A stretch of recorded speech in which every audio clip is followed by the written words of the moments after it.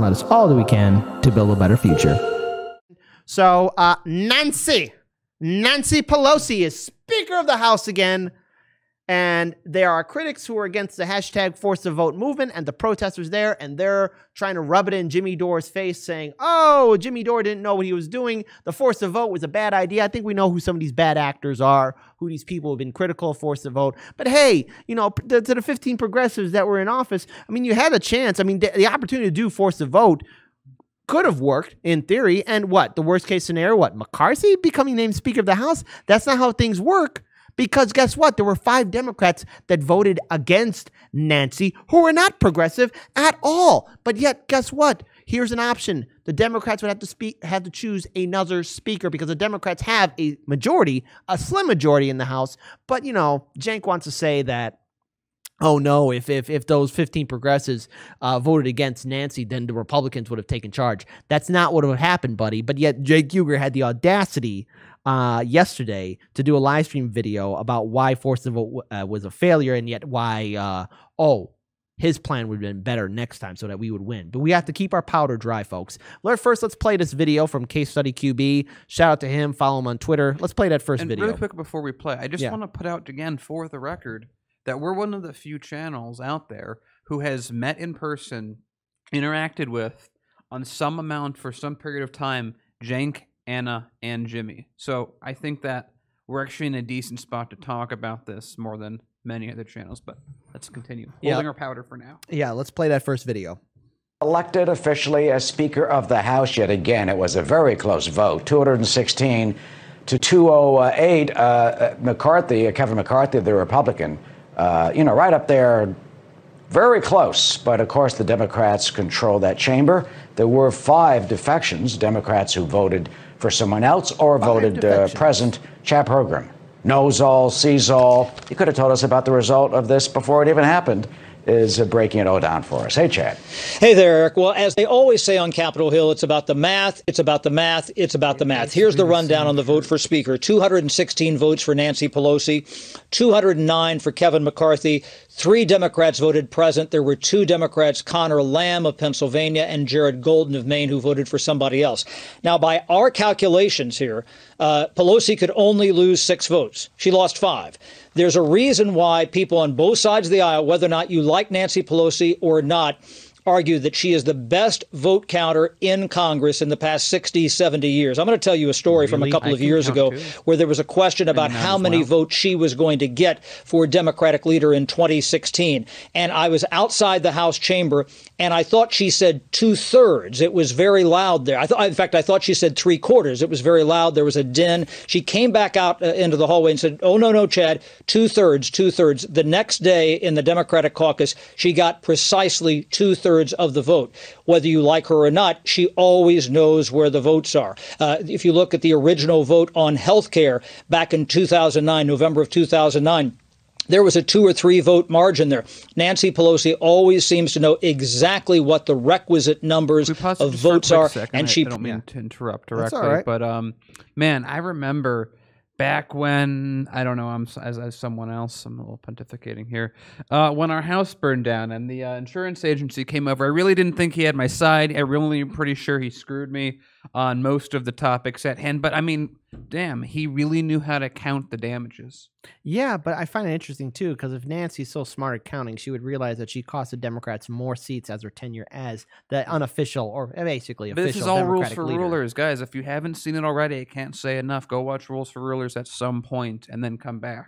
Absolute failure on Nancy's part. Now she has the slimmest majority in U.S. history in regards to the Democratic Party. Let's play the rest of that video. I might have gotten prove that today, basically winning the speaker's race by 1 vote. And this will portend what goes on over the next 2 years in the 117th Congress, as most votes are going to be right on the edge, just like this, frankly. So everything's going to be so on the Chad, edge. it was closer than I first expected, picking up one more vote for Kevin McCarthy, 7-vote margin. There we see moments ago.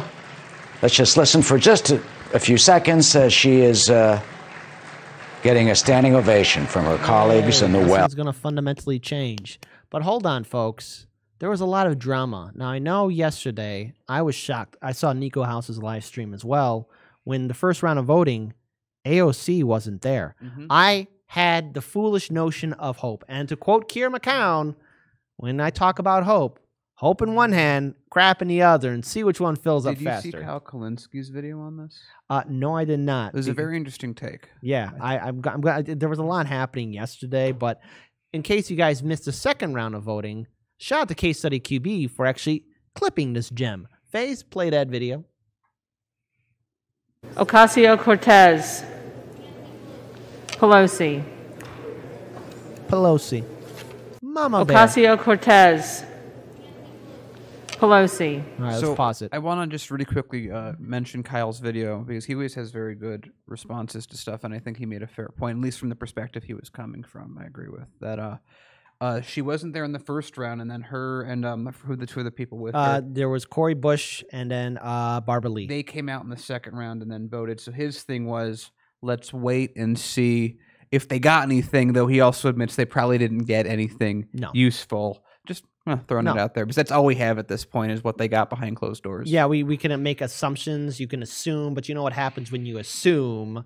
You make a blank out of you and me. Got to be clean for you. You make a Scroogle out of you and me. Yeah, you make a Scroogle out of you and me. No offense to Scroogles out there. Yeah, Scroogle. Awesome. But what we got yesterday was a big screw to all of us because, you know, what would have happened if forced to vote, if Medicare for All was on the floor? Chances are it would have failed. It would not have gone through. But it would have shined a light. And I'm quoting an article from the DSA guidebook that it would have shined a light on the heartless politicians that are against Medicare for all.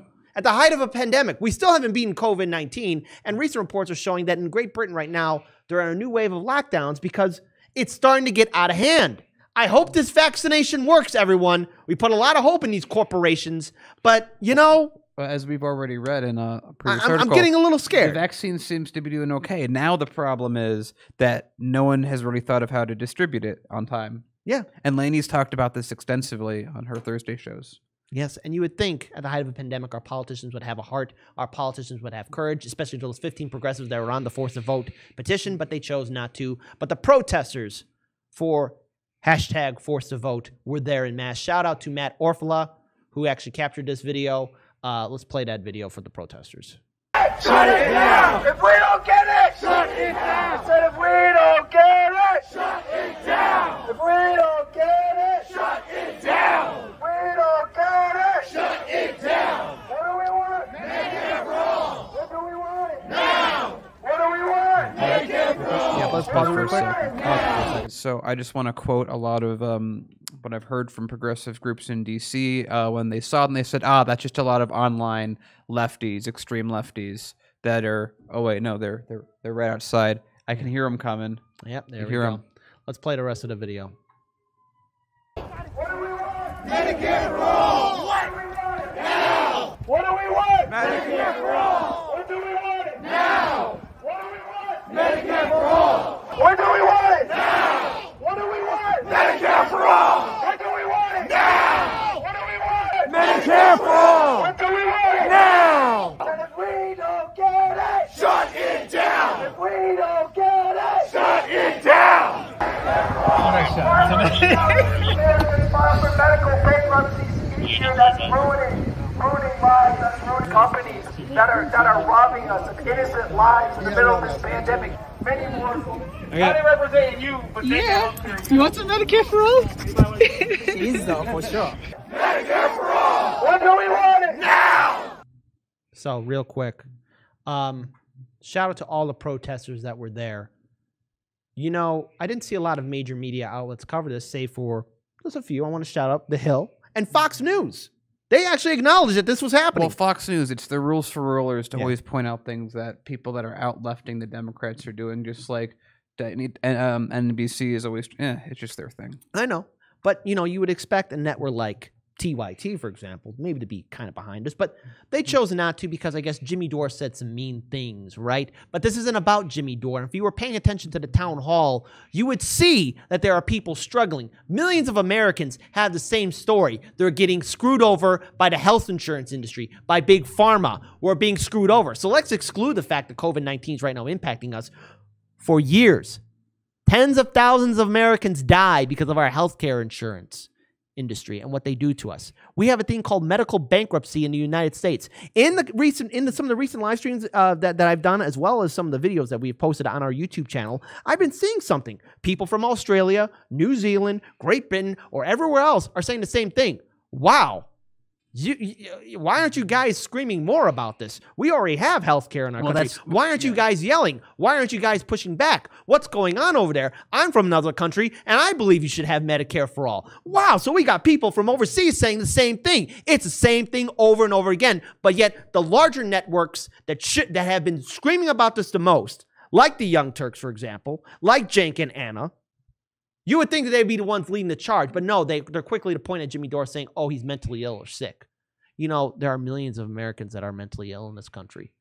I think it's really rude of them, Cenk and Anna, to kind of point at someone's mental health and say, oh, you're not right, when millions of Americans are struggling with this. Did you not pay attention to that town hall about the story of the kid who committed suicide because he just couldn't take it anymore? There are millions of Americans just like that kid. Yet, oh, Jimmy Dore said some mean things to a politician. Too bad. Don't hero worship these politicians. They're public servants. I don't give a damn if their feelings get hurt. I don't care because they're not fighting for us. And this is a big thing that really, I don't know where our line is at any point anyway, but yeah, TYT has really started to target Jimmy with very specific attacks. Like recently. How they target Trump. Now, yeah, it's very much... They're starting to go, Jimmy is either right-wing, he's a lunatic, he's bad in the head, he's something. There's these variations that I'm starting to see where they are legitimately just going after him for what they perceive as mental illness. And whether it's there or not is sort of irrelevant to me. That's not what progressives are supposed to do. No. In a real weird way, doesn't this sound a lot like how Cenk would go after Trump? The entire... election. Trump's basically not here anymore. I mean, Trump's gone. He's a lame duck. No one really cares about him that much anymore. By the way, we were one of the networks that didn't talk about him because he has those genie powers. When you talk about him more, he gets more power. But I just have a huge issue with the way that TYT has gone from like sporadic attacks at Jimmy over a movement because of other things to they've really started repeatedly Cenk and Anna back and forth, and actually John Ottarola at that point have gone with, well, John I don't know if specifically has gone with he has mental illness, he shouldn't be taken seriously, which by the way, if I'm not sure if anyone has realized this, mental illness is something we're trying to fix with Medicare for All, so you're kind of, knocking yourself into that, but all the people saying that Jimmy's a lot of things, don't get me wrong, but Jimmy's authentic. If you understand Jimmy's story, you understand why he yells, why he screams, why he acts the way he does. I mean, if you just listen to him talk at that town hall about what he had to go through and feeling that the world is collapsing around him, and I would also say that, Jimmy didn't throw the first punch in this entire saga. Jimmy was really, I think, if I'm originally mistaken, it feels like it's been so long, Jimmy was going after the leader of the Progressive Caucus. You had on, what's his name, the football player, gets involved. Justin Jackson. AOC gets involved, and then after AOC gets involved, Jimmy flips over to focusing on AOC. That's when Anna jumps in and starts pulling the Tulsi Gabbard card out of nowhere, as she likes to do. Yeah. And then Jim, I feel like everything Jimmy's done, he's responded to what's existed around him. Yeah. And if you feel like, first of all, another point that I've always been told in general, don't pick a linguistic fight with a comedian. That's sort of their thing. Yeah. I mean, like, we're better as people that talk a lot than most, but we don't beat comedians. So all this adding up, and then on top of it, I mean, we have more to go. I'll save it for later. Do. So real quick, everyone, look, mental health is a very serious issue in this country, and I have a problem when the largest network that was here in the beginning that used to scream from the rooftop for Medicare for all. By the way, scream being the opportune order. Yeah. Just halting the break, keeping our powder dry. How long do we have to wait? This isn't the first. Jimmy Dore did not come up with force the vote. He just saw the idea there and said, hey, you know what? Hey, here's a good, dust off the book and said, hey, this is a good idea, and went with it. See, Jimmy Dore is the one who came up with this plan. It's been there from the beginning, TYT and Cenk. And the real sad thing is that also... Like, he was their friend. He was with them from the beginning, and I have a problem when you're trying to punch down on somebody who is basically telling his story, but also giving a platform for thousands of others that tell their story too, because there are millions of Americans that can relate to those stories. Not just Jimmy Dore's stories, but to the other people that were there at the town hall. But yet, TYT wants to point out to the Katie Halpert live stream that happened. But guess what? Jimmy had Ben Spielberg on his show, and all's well ends well. And they even said they're like, hey, that's a different place. Yeah, different place, points of view. But I want to pull up these tweets real quick, just so you guys know what I'm talking about, because we do have to be moving on real quick. This is going to be a longer segment, so yeah. It's going to be, So first, here's a tweet from Cenk Uger. For the people who wanted to do it this time. You did it. Congrats. It was an epic failure. Of course. So do you not want to do it next time? You were positive it was genius strategy. It didn't work at all, but you're unmoved by facts. Okay, what worked? Why don't you want to do it next time? So you're telling us to wait. Again, making fun and punching down at people who are actually leading the way, Cenk. Let's pull up the next tweet. Really quick before we do that. Yeah, let's have the I know. tweet up. Cenk, this is going to be a long segment, just the way it's going to work. Yeah. We'll make the others. I can make these shorter. So, Cenk, I hate to point this out because, like I said earlier, like I know you. I've met you. We've done like stuff from Wolfpack that we did. Yep. You also don't have that good of a strategy when planned out ahead of time with way more resources. Jimmy basically threw a webcam in his garage, started a movement that didn't succeed fully. It gained a lot of traction. It caused a lot of people to talk about it. You know, when I saw it started, I was like, this is not the most likely to succeed. It has a reasonable chance, a great chance compared to other stuff we've done. That's why I supported it. But Cenk, you've put, including yourself, 2 people in trying to run for elected office and got, with a lot of money, a lot of volunteers, a lot of support. 5%. Less than 5. Oh, whoa. 2%. 2%. And Allison Hartson, who also ran Wolfpack while we were there, you got 2%. You have Wolfpack. We got our state done. We completed our legislation.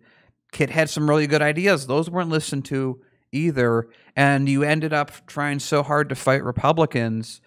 You ended up losing to Common Cause. I mean, really, with the exception of TYT itself, I'm not really sure what projects you guys have worked on with planning and money and development and staff that have worked. You had a number of other periphery channels that went along with TYT. Those aren't there anymore. You used to have about 100 staff. Those aren't there anymore. You had a lot of stuff that was planned, that did have money. A lot of stuff I supported back at the day when it was happening. But it's not, Cenk, you really don't have the best position to call some other producer or station or whatever out for not having a good strategy when Jimmy Dore maybe had a 5 or 10% chance of pulling this off, maybe 20. I don't know, whatever it was. He didn't really use any resources. That's more successful in my book. Yep. And, you know, it's shockingly similar to Trump in a way, him and Cenk. You know, Trump and Cenk do have a lot of shockingly things in common. They make loud noises. Make loud noises. They yell. They yell. They like to bully, punch down. I mean, Cenk was screaming at some airport workers. That video was from 2016, by the way. I remember both transitioned parties. Yeah, both transitioned parties. That's true. Trump was a Democrat, became a Republican. I was going to say Trump again. Cenk was a Republican, became a Democrat. And, you know, I haven't seen any victories from Wolfpack or Justice Democrats because the Justice Democrats kicked you out. And look, we defended you because we felt that what the Justice Democrats did to you was wrong. But, I mean, at the end of the day, your ego and pride is getting the better of you. Let's pull up that next tweet. Going to do a hashtag force the vote and hashtag fraud squad live video now on why it was wrong strategy, but in how progressives can unite and make it better next time and win. Oh, but wait, next time and win after you were yelling at everyone else saying that their plan was stupid. So wait, force the vote, at least according to that tweet, Cenk, does work, but it's only better when you're leading it. Well, Jimmy Dore even said, hey, Cenk, you could take this and lead it, join us. I remember before December 7th, you were actually on board with this. You agreed, but I guess maybe you got a phone call from somebody and said, wait, this isn't a good idea. Yeah, and from what I understand, I've never gotten like a complete legal answer to this, so I could always be wrong on this, but from what I understand, Cenk's not really even in charge of TYT anymore after they got their investment. But if I'm wrong on that, I would really like to be corrected. Type in the comment section below. Now let's pull up this next tweet as well. And again, punching down on Jimmy. Let's note for the record that so-called purist Jimmy Dore abandoned Medicare for All just months ago when Tulsi Gabbard abandoned it. He started attacking Bernie as not progressive enough. Hilarious, but to be fair, Tulsi would come on his show. Okay, smiling heart, let's clown, can we emojis. scroll back up on that tweet. I'm gonna read through this and just kind of correct it as I go. So first, that's correct. Okay. Correct the record. Let's so-called purist Jimmy Dore. I don't think that's a weird like attack clarification. That's not a real. Anyway, that's not the main thing. Abandoned Medicare for all just months ago when Tulsi abandoned it. Okay, that is an outright lie. This goes to what Anna says before with her. They're really like. It's weird. That was always a weird thing with me, though, that when we were covering Tulsi, it's the whole reason we covered Tulsi in the beginning with is we thought, why is it that all these channels that we thought we liked, this is a year ago, hate her so much? It's like, I still at that point in time like Bernie more. I really like the way she talked about foreign policy and the ideas she had, and we're like, oh, we can have her in there, the secretary, there we go. But this is just an outright lie. This is an outright lie that I hope he knows is an outright lie. That would be kind of worse if it was he didn't know. What happened was, what he's referring to is at one point, so Jimmy's Medicare for all the way. Jimmy's like, yes, Medicare for all. At some point, Tulsi Gabbard comes up with a plan, which is basically like almost Medicare for all. Let's say like Medicare for all Prime. It's the Australian version of the system that leaves in private health coverage. It's what they have in Australia. And she went on Jimmy Dore's show, and she said, I have this different plan that I think is more likely to pass. And Jimmy said, the second best plan, but it's not as good as Bernie Sanders. Jimmy defended Bernie. With Tulsi there. But if we go back to that tweet, you could watch that interview. I mean, it's not like we're hiding anything. It's like right in the interview. If we go back to what Cenk's saying, he abandoned it when Tulsi abandoned it, and Tulsi also didn't abandon it. She just had another plan and also voted for what Bernie wanted. So to quote Cenk, to be fair, that's not what happened. That's a really interesting revisionist viewpoint. And again, you can literally go watch the interviews with Tulsi Gabbard. That's where this is all coming from. But it fascinates the hell out of me, the whole Tulsi angle that keeps coming up, because that's what we saw. Tulsi lives rent-free in their heads. Yeah, and that's the thing that's always gotten me. That's why a year ago when the primary was happening, we spent so much time on Tulsi, because it never really made sense. The only people I knew that had any real reason to hate Tulsi were the DNC and Hillary, because Tulsi was their poster child, their golden girl who was going to replace Debbie Wasserman Schultz, and then she went and sided with Bernie Sanders, but she also has some ideas that I don't agree with. But wait. See, but Cenk and the rest of the people at TYT had time to promote Warren as the alternative to Bernie. Because they were not only promoting Warren, but also, remember, Tulsi Gabbard was interviewed twice on TYT, a week apart. And there was, and we did a live stream video. That was also really weird. I did a live stream or recorded video on what happened with Tulsi on TYT, and also when Anna and Nico House were kind of going back and forth on Twitter. And look, at the end of the day, this is my own personal opinion, but I don't believe Anna Kasparian's story about Tulsi Gabbard just walking into TYT studios and telling them what to do, because she went on Joe Rogan's show, she went on Nico's show, she went on Jimmy's show, Kim Iverson's show, and not our show, sadly. We would have liked that. We tried. But not once did they ever say, because Joe Rogan would have said something if somebody went on his show to tell him what to do. That doesn't make any sense. I don't believe it. It doesn't add up. Because then why do a follow-up interview a week later? I don't want to go because that's a super old thing. If you want to know a little bit more what we're talking about, go on our page, look up, I think the video is like Nico versus Anna or something of that nature. It'll talk about that specific time more, but this has always been a question for us on exactly that motivation. Yeah. But I think we have a few more things you wanted to bring up. One more tweet. Can we just pull that up? Because I want to cleanse everyone's palates with that. And this is where, and I think we're going to leave it here. I have a little more to say. Wait, there's actually another tweet too. Great. This is exactly the kind of damage I was worried about. So now corporate Democrats funded by big oil can win the seat because someone taught them that they should not help the most progressive people in the country. Instead, they should throw useless temper tantrums. And let's scroll down further on it. Can we scroll down a little bit further? Or is that it?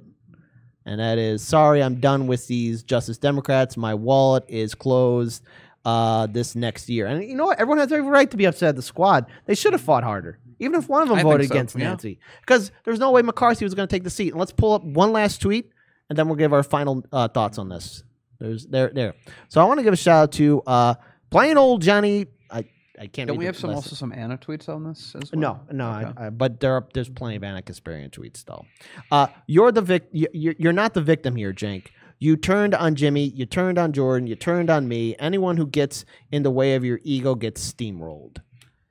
And here's the thing that it's like I feel conflicted in all of this. I know where I stand, but it's just very sad because without TYT we would have not started because we were in Wolfpack. That's how we got here in the first place. It was the Bernie movement that we got. It's like I understand why we're here, and I understand that but it's like TYT. The TYT I grew up on isn't the TYT that I know today, and that's the sad thing. Is that, and this goes back to you were reading a bunch of tweets, and it's like I've completely divorced. If you guys wonder if you're members and everything, and you're like, Daniel, aren't you in Discord? I've basically divorced myself from just about all online social media since I took my time off that 2-week time I took off a while ago, and it's been really helpful for my mental health. So just how it's going to work. I hope that TYT doesn't come after me for saying that, but knowing TYT, they probably will. Whatever. I'll take it. So the point is that they were making this big deal that they feel really like, why are they so upset that they're like, Anna said, like Jimmy said, I took money from NATO. I'm so upset about it. That's a weird specific thing to be upset about, first of all. And then she was making this video you kids showed me right beforehand. Yeah. And she's like, why aren't all these people around me defending me? Why are they only defending Jimmy? That was on our Jacobin show too. Yeah. Jacobin. That's show, Jacobin? Yeah, she has a show on Jacobin. Okay. That's a interesting take. The way I might explain that from a Rules for Rulers perspective is Jimmy just has more support of his keys than you do. It's that simple. That's what's happening. So when they're going after him and they're like, the money thing, the whole thing about money, the 20 million, all this money that it's like, well, how do you expect to keep it going? Well, another thing I talked before about things they didn't get. You guys raised $2 million for 4 horsemen journalists. I remember when that was happening. I think I actually might have even donated to that. And then they were basically fired before the year was up. So where did that money go, first and foremost? And I know you wanted me to talk about this. Yeah, can you bring up because here's the thing, because we're going a little bit longer on the segment than usual, but I think because Daniel, I want you to close it off, and then I'm going to give just my 2 cents on this. But tell the people about this $20 million that TYT got from Katzenberg, and really the responsibilities now that Cenk and them and crew have to do for that $20 million. And by the way, just like when I saw them get their $20 million, that was when we were still kind of developing HLM, and it's like, the act of taking the money, you're already done. And let me explain why. Because first of all, go watch Rules for Rulers after the show.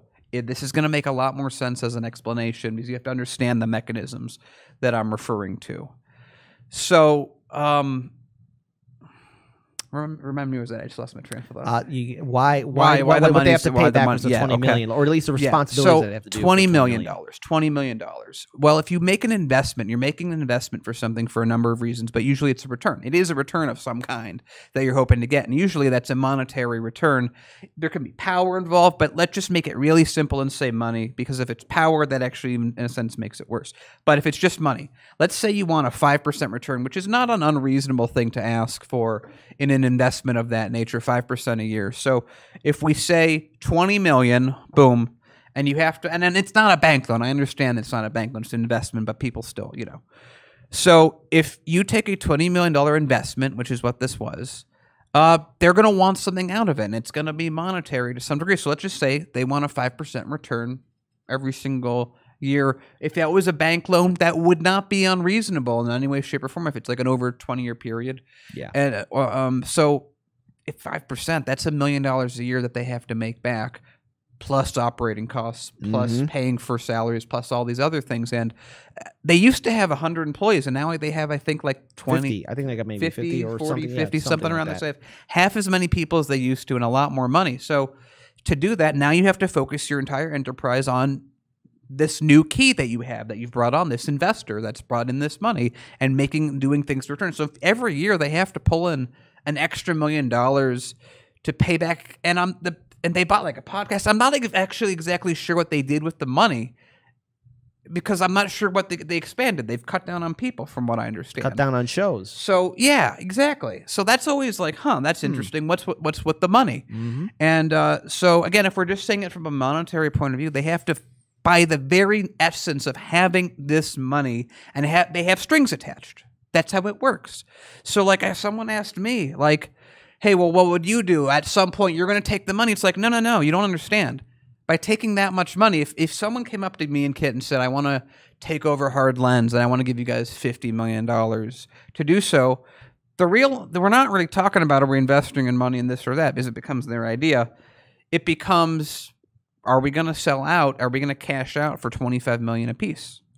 That's really what it is. And that's so when they're talking about, I don't understand how you guys could think that the money has anything to do with it, that's an issue for me, because even in a basic rules for rulers sense, there is an effect. I would have felt much more confident if they were like, look, guys, we have to pay them back $1.2 million every year, but we get to do XYZ now. I don't actually know what they're doing that's new. So it's a big issue. So when TYT says, hey, don't worry about where we're getting the money from, don't worry about it isn't changing us, sure, okay, but that's like saying standing on the surface of Jupiter, I know it's not a surface, won't affect you. The gravity is going to crush you. And just like anything else, just millionaires and billionaires are just planetoids and meteors with varying amounts of gravity. And when you have some amount of gravity, it's going to affect you. It's just that simple. So final note for this story, because we do have to move on to our next segment, because there's a lot that's happening. TYT, a lot of people looked up to you, and, whether you want to admit this or not, or maybe this will inflate your egos even further, but a lot of independent networks were inspired by the actions of what you guys did by coming onto the internet and giving a voice to the voiceless. But somewhere along the way, I don't know, pride, ego, or the ability to think that somehow you are just the rightful leaders and gatekeepers of everything. That's not the case. Explain your reasons when you say hashtag Force a Vote was a failure and you yell at Jimmy Dore. Instead of yelling at Jimmy Dore, yell at the millions of Americans that are facing medical bankruptcy. Yell at those people that are right now facing homelessness. Yell at those people right now that have to look their loved one in the eyes and wonder, oh my God, am I going to lose my person, the person I love, because I don't have the money to pay for prescription drugs, or I don't have the money to pay for surgery. How dare you get on some kind of platform and say, well, it was a bad idea. Well, then why don't you help us push forward? Of all the organizations, of all the groups, you should have been the ones leading the damn charge, but you didn't. But it's okay. Others will. And I just want to round out with one more point, or a couple more points. Yeah. TYT, it's not like, because I know that I've been seeing them, and it's like, because I'm on Twitter, it's like, I show them like, oh wow, I didn't realize this was all happening. Yeah, it's been a crap show. The thing that worries me the most is how shocked they seem about all of this. They're like, I don't understand. Anna's like, I don't understand how people could be possibly defending Jimmy. I don't understand how people could not be defending me. And she literally was even saying, like, everyone stand up. That's like, that to me reeks of desperation or being sad. I don't know. No, just desperation, because they don't understand why people are acting the way, like us. She was, I think, indirectly, she was sort of talking us. I know she wasn't actually mentioning us about how all these people that used to be, I think she put like used to be with TYT or worked with them in some way. Them are now with Jimmy, and it's like the fact that so many people are not with you guys and with Jimmy should be a really big sign on what's going on here. But the fact that it's not, so let me explain in case they do see this. I don't know, maybe, who knows, worth a 5% shot, right? It's a lot of things have led to this moment. It's following Hillary Clinton when you did, which is the point that I think there was the start of the division between you and Jimmy Dore. Is that moment? Kid always brings it up in New York when the New York primary. Can I tell that story? For it, yeah. Okay, so I think this is it. Finish. We're going way over time, but it needs. There's a lot that needs to be said, and there's another breaking story that's happening too. Also subscribe. Be sure to like, comment, share, and subscribe. Thank you so much. Thank you so much, everyone, for joining us. So what everyone may not be talking about, and someone refresh my memory if I'm wrong on this one, but it was during the New York primary in 2016. It was after everything was wrapped up, all the votes were disappearing, and it was quite clear, again, election fraud was taking place, and the Democrats were rigging the New York primary.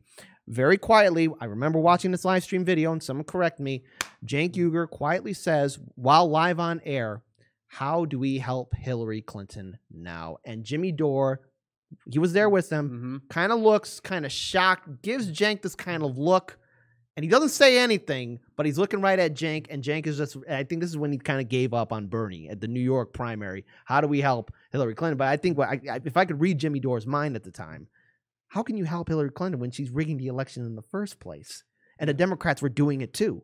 So okay, so there we go. So we have that instance. We have the what that happened. That I mean TYT that turned a lot of people off you guys. I'm actually seeing right now in chat in real time people going, I remember that was a thing that got me to stop watching. Yeah, the New York primary. You had the Four Horsemen debacle where you raised all this money for investigative journalists, which was a great idea to do, and then never did anything with it. Or going off to run for Congress or Senate on your own time, someone to run for Congress. And I think also just being on TYT's host chair for like one thing, like I've learned a lot from TYT and how I want to run Hard Lens. And like one thing is when we get to a point where we're not scraping by, no one gets to sit in a chair 12 months a year. Like maybe 1 or 2 months, you got to go off and do something to remind yourself what the world's like so you can reconfigure. I think that's something that's changed with TYT over time. There's just all these things that have happened that the audience has not agreed with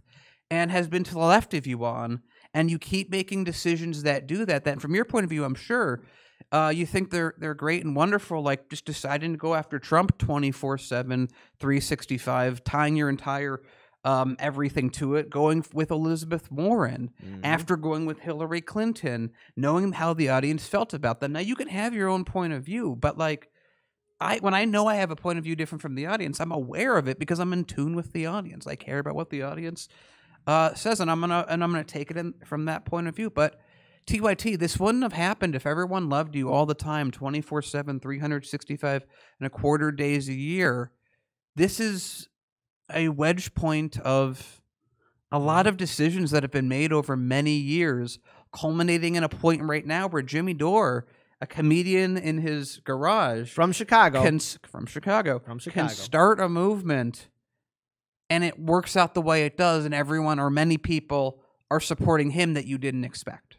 And the fact that you don't understand that these series of events have happened this way, because in a sense, I would still like a good TYT back the way it used to, but I think that bridge is gone. I think that bridge is that boat has sailed. That boat has sailed. No. First, the boat has sunk. The bridge has fallen. Well, they still got money. They're still moving. And you know, and the thing is, please just stop with the demanding. Okay, just accept that now. Like a lot of people don't agree with you. Your own audience doesn't agree with you. You did a poll. They did a poll. You know your audience 85% agreed with Jimmy Dore's plan. Don't act like you can just like force with the movement of your convictions this entire thing into existence. It's just not how it's going to work because that's not how rules for rulers works. You are losing control of your keys, TYT. At the same time, Jimmy Dore, without even really meaning to, is gaining keys. Jimmy Dore has more power than I think he realizes. TYT has less power than I think they realize. TYT still has an enormous reach, as they like to mention, but they're not using it. But they're not using it in a way that's. But again, like, and I think maybe I'm a complicated guy, but in this way, I think I'm simple. I like things that work, or I like things that have a chance of working. If you want to get your powder not dry, Jimmy had a good plan. It didn't work. It didn't have a majority chance of working, especially at the time and all this other stuff. But I'm glad he tried it, at least.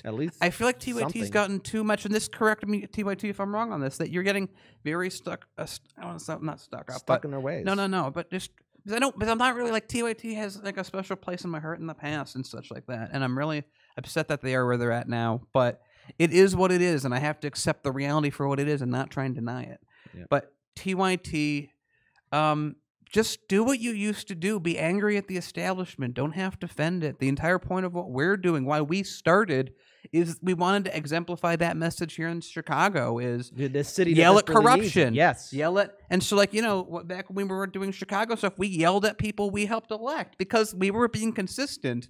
But it's really sad that in a sense, not that I'm sad that I'm linking up with Jimmy Dore on these, but that, I just so happen to be agreeing with Jimmy Dore on the way that corruption is viewed in my mind. That's why I'm not really even specifically allied with Jimmy on this one, although I, in a sense, effectively am, even though I'm not trying to. We just sort of are in the same spot, and TYT's not. That's all it is. So, force to vote. It's a time to happen. We need to make it happen. And we cannot forget those who we expected to fight, choose not to fight. And as a final note, I wonder what's going to happen to those 5 Democrats who voted against Nancy. I wonder if anyone's going to wag their fingers in their face. Oh, wait, probably not. Nothing's going to happen. You want to know why? Because Nancy's in charge, and you know how Nancy feels about Medicare for All. She's AOC's mama bear. Nothing's going to fundamentally change, and this is why we got to break away from the two-party system.